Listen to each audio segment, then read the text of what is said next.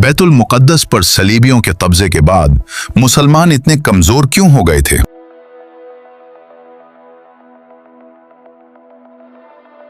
सन 1099 ईस्वी में एक लंबे मुहासरे के बाद जब सलीबी फौजों ने जेरूसलम पर कब्जा कर लिया,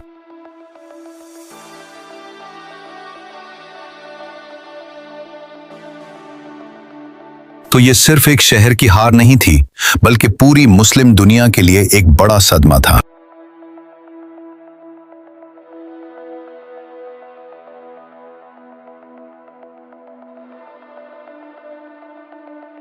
ये वाकया फर्स्ट क्रूसेड का नतीजा था, जिसने मशरक़ वुस्ता की ताकत का तवाज़ुन बदल कर रख दिया।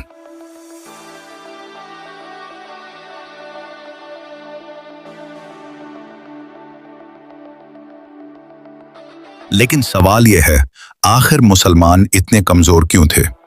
इसकी सबसे बड़ी वजह उनका आपस में बढ़ जाना था।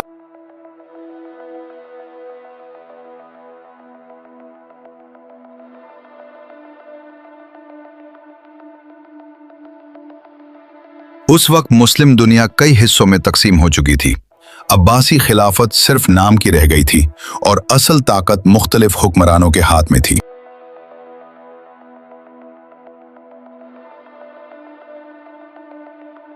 शाम, मिस्र और इराक अलग अलग हुक्मरानों के ज़ेरे असर थे और हर एक अपनी हुकूमत बचाने में लगा हुआ था।